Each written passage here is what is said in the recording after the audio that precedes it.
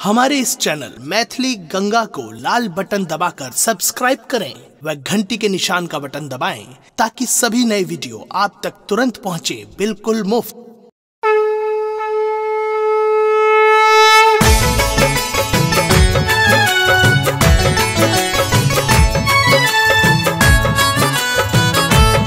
अपने सुन रही थी गंगा कैसेट की प्रस्तुति।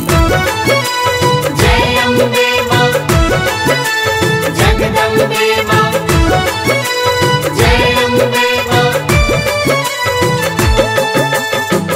एहन दयालु ने कियो आनिए मैया, एहन दयालु ने कियो आनिए मैया, जग भर सुनै छी अहीं के गुणगान ये मैया।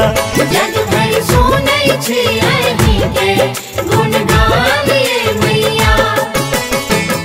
एहन दयालु ने कियो आनिए मैया, एहन दयालु ने कियो आनिए मैया, जग भर सुनै छी अहीं के गुणगान ये मैया। जग भर सुनै छी अहीं के गुणगान ये मैया।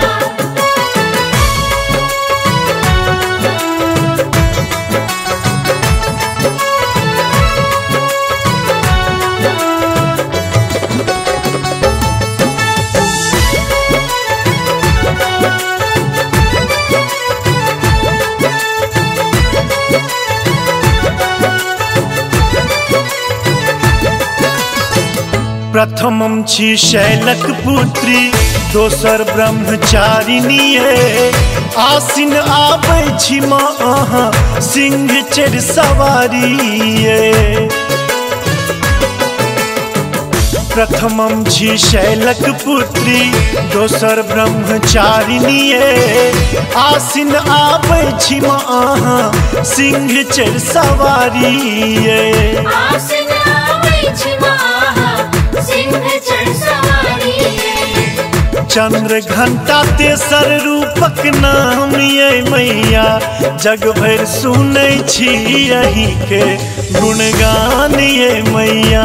जग भर सुनै छी अहीं के गुणगान ये मैया।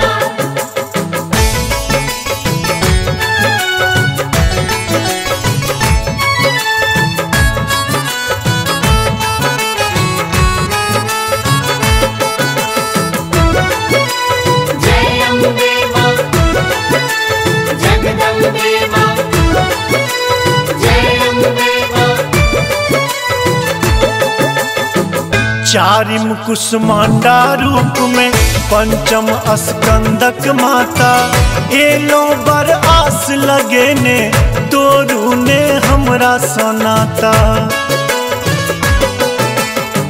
चारिम कुसुमांडा रूप में पंचम स्कंदक माता, एलो बर आस लगे ने तोरू ने हमरा सनाता।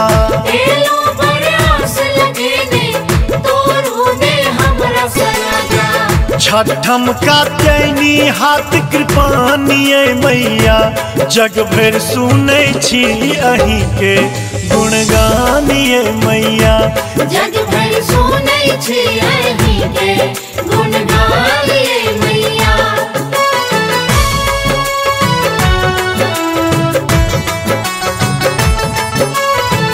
अपने सुन रही थी गंगा कैसेट की प्रस्तुति।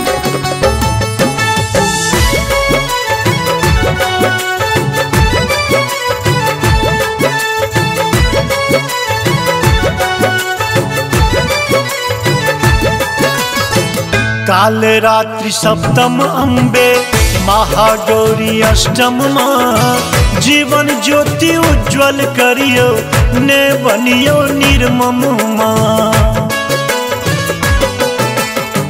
काल रात्रि सप्तम अम्बे, महागौरी अष्टम माँ, जीवन ज्योति उज्ज्वल करियो ने बनियो निर्मम माँ। जीवन ज्योति उज्ज्वल करियो ने बनियो निर्मम माँ। नवम सिद्धिदात्री दिया वरदान है मैया, जग भर सुनै छी अहीं के गुणगान ये मैया।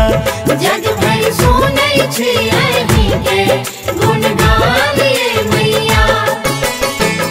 एहन दयालु ने कियो आनिए मैया, एहन दयालु ने कियो आनिए मैया, जग भर सुनै छी अहीं के गुणगान ये मैया। जग भर सुनै छी अहीं के गुणगान ये मैया।